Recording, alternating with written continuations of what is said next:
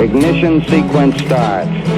6, 5, 4, 3, 2, 1, 0. Liftoff. We have a liftoff.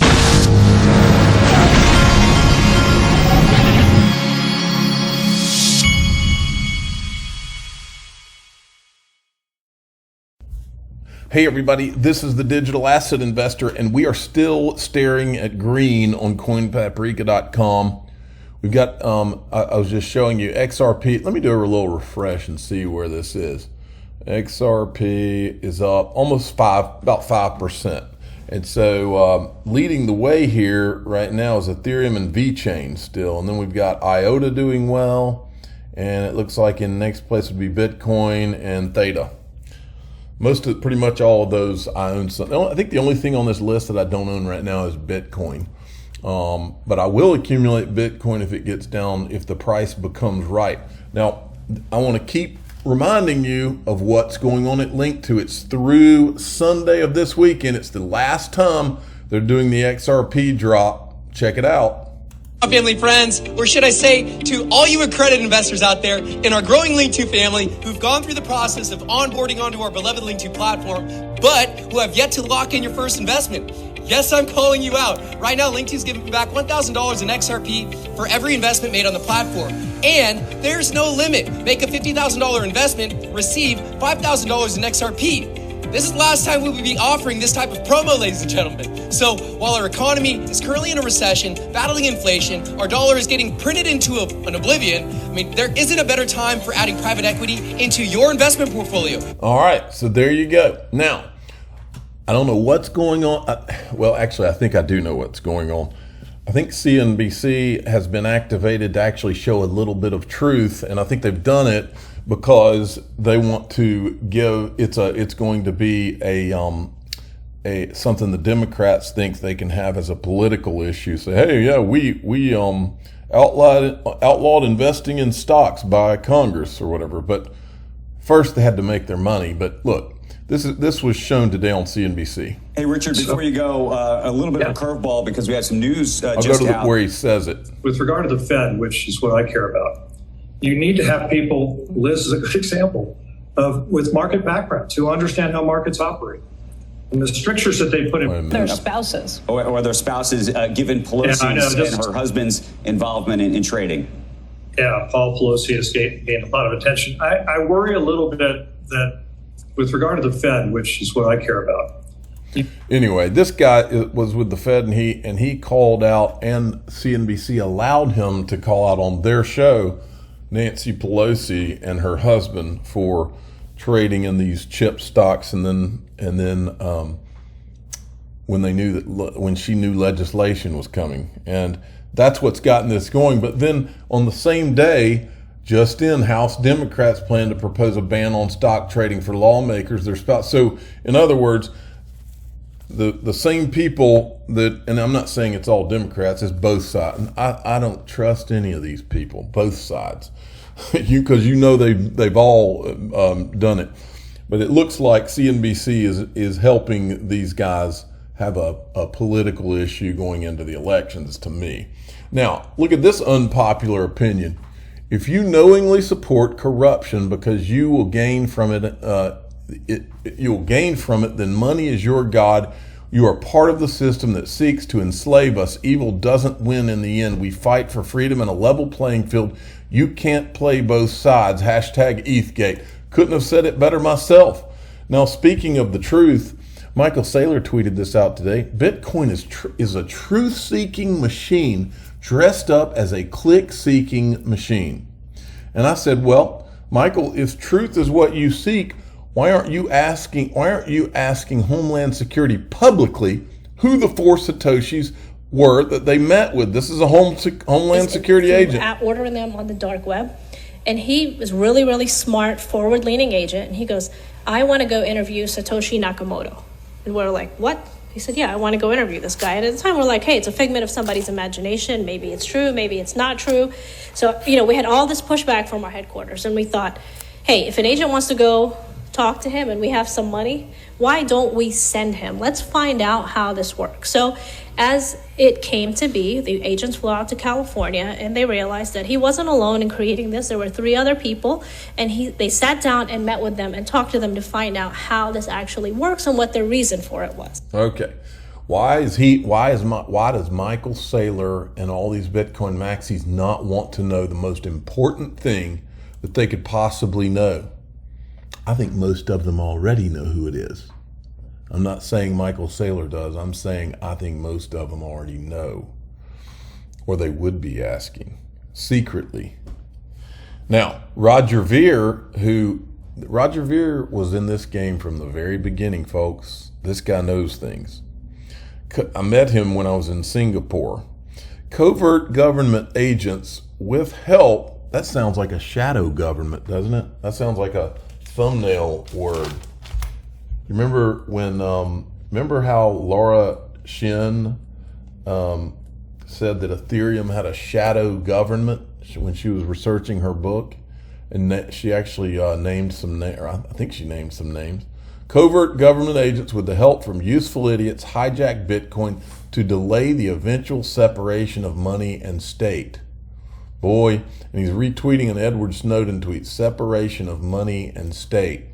Watch your guru breaking. The United States is officially in recession following 2 consecutive quarters of negative GDP growth. And then there was this, Prophet of Doom from Cointelegraph.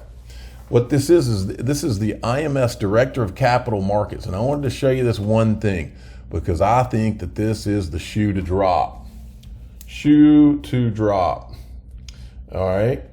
And Prophet of Doom. I like that. Prophet of Doom.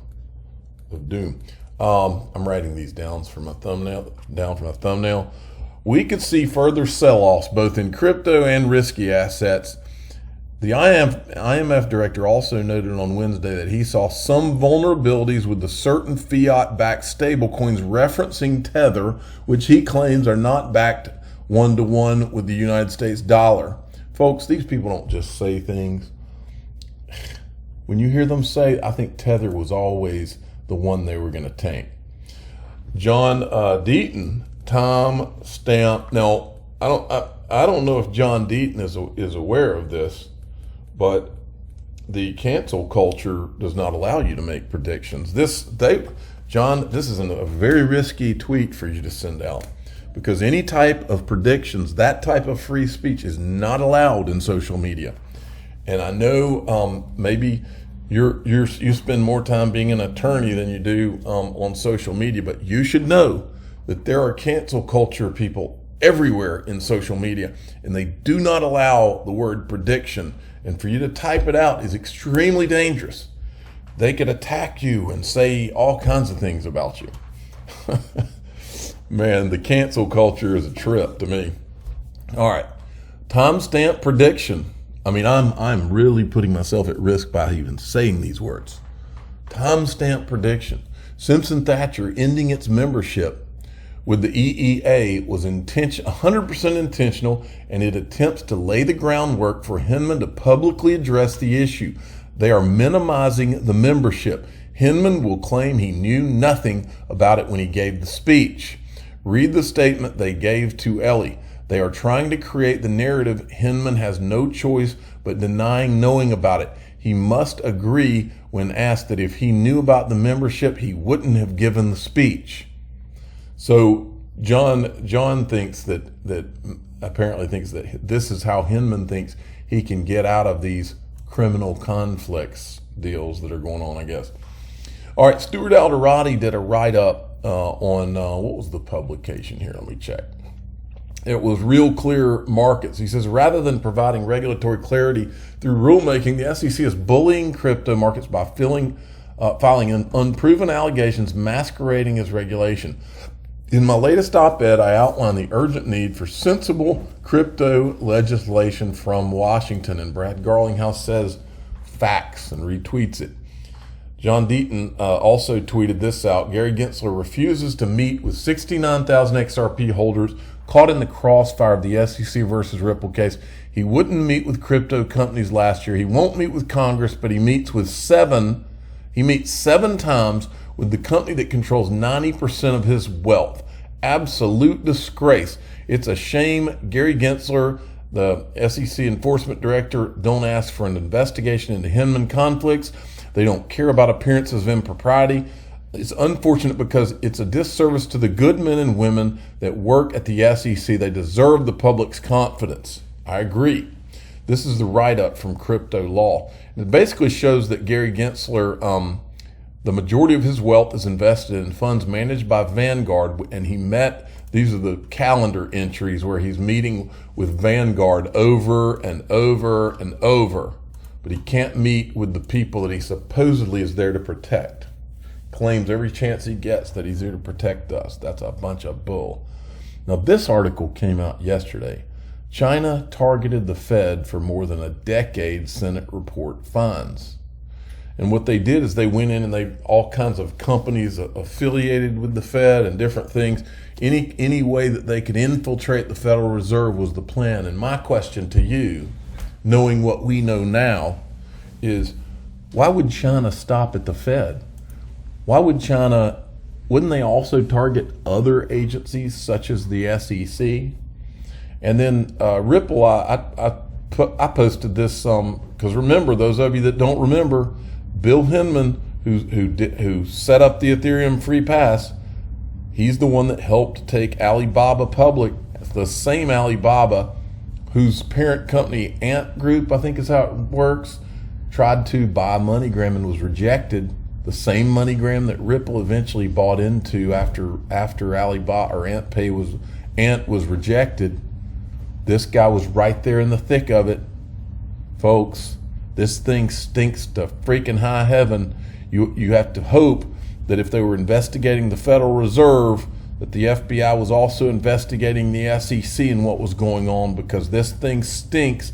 Then Ripple says, in my opinion, this is strange. And it's got, I think this was under Clayton. He's on the phone. I mean, look, folks, this is, I don't even say three-letter agencies, but it starts with a C and has another one and ends in a P. And this is your SEC is meeting with them. They've never met with XRP holders, but they're meeting with their agencies. That's creepy as all get out. And check this out. Remember LCX, that's one of the digital assets that's being called a security by Goldman Gary? Well, they ran an advertisement called Goodbye Goldman, and the SEC actually referenced that in their lawsuit against these inside traders from Coinbase. The LCX website has a photo of its CEO pointing to an advertisement for LCX.com and LCX tokens that stated in part, Goodbye Goldman.